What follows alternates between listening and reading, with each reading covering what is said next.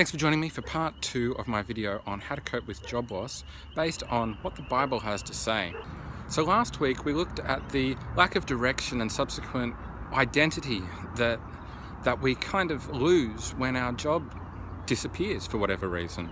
Then we built on that and looked at how we can pray for direction and confirm that direction in the Bible. And then when we're waiting and we just don't know, we're not sure, how we can be active in working things out and in listening and not just be idle. Today, I want to build on that a little bit further and take you through some practical things you can do to help you find that new direction and that new you based on the Bible.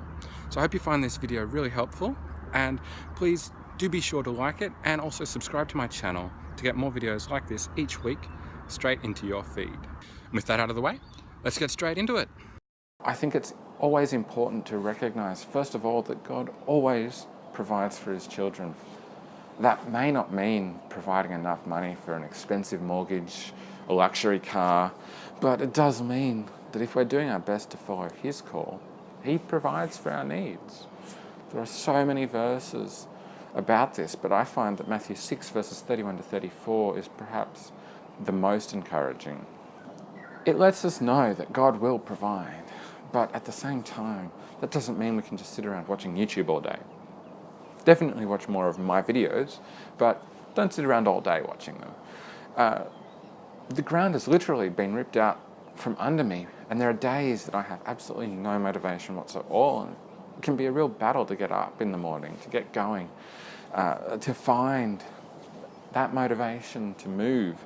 But if I don't, it's easy to end up in a downward spiral of depression. I've been there before, and I've been through that before. For the moment though, I still have the office to go to, and while that's not ideal, it does give me the opportunity and a reason, I guess, to get up and get out of the house. And that's one of the things I'd really recommend, whether you've got somewhere to go or not. Get out of the house for a bit, go for a walk, get some sun and some fresh air. It can really help to clear your head and to give you a more positive outlook. It won't solve everything, but for me, I find that really, really helps. So by the time I get to the office in the morning, I'm generally much more positive about what the day will bring. While you're walking, try to think about what you could be grateful for. So when you're depressed, it's really hard to be grateful for things, but at the same time, when you're grateful, it's impossible to be sad. It's impossible to be depressed. So it can help lift your mood. And since you're out there, you're in the sun, you're getting fresh air, that's the perfect time to be grateful, because at the very least you can be grateful for the sun, for the warmth, for the air, for everything around you, whatever that might be. So amongst those things that you're grateful for, you just might find a gem. And that gem might be just what you need to jumpstart your career. Perhaps it's a skill that you didn't use much in your past role and could really give you a leg up in your new one. Of course, fear and anxiety can get the better of you. It's something that I don't normally struggle with a whole lot, but this time I found I have been struggling with it more I think just because I don't know what direction to go. My wife and I can literally pick up and move anywhere. We're not bound to where we live now, but I have absolutely zero direction right now. So I just don't know what to do. For you, it could be different. For you, you could be stuck, you could have a mortgage, you could have something that's tying you somewhere. But whatever it is that's getting you anxious, that's giving you fear, I find that making a start on your future can really help. Even if you don't know what that future is yet or who that future you is. So think about what you've been doing, what you loved the most in your work, and what you were the best at, and what you loved the most in your hobbies on the side. Start updating your resume and research what new employers are actually looking for that you might be a fit for. in doing this for myself, I found out that it turns out I'm no longer a web designer or a graphic designer or even a digital marketer. I discovered that the most accurate fit in a job title for me is actually an optimizer, sometimes called an optimization designer, or perhaps the most descriptive, a conversion rate optimization designer. So that's what I do, yet I hadn't realized that I didn't fit inside the box of just a digital marketer anymore. So working through this exercise really helped clear that in my mind and give me a new direction. I'm no longer just looking at marketing roles, but I'm now exploring what there is in the realm of conversion optimization. I don't know that that's where I'm really called to go, but we'll see. And you just might be surprised, like I am, what you find out by doing this and the excitement that might give you. I find it really exciting to know that I have a new job title, but you can use that excitement to roll with, to give you motivation, and that can help you find new opportunities. So it could even lead to starting out with your own business, and that's really exciting, though scary as well. I've been there. Just don't forget God's promise along the way in Matthew 11, verses 28 to 30. Come to me, all you who are weary, and I will give you rest. How awesome is that? Is there any time, really, that we're more weary than when we have no clue where to go and we're battling stress, anxiety, fear, all these pressures, a loss of identity even?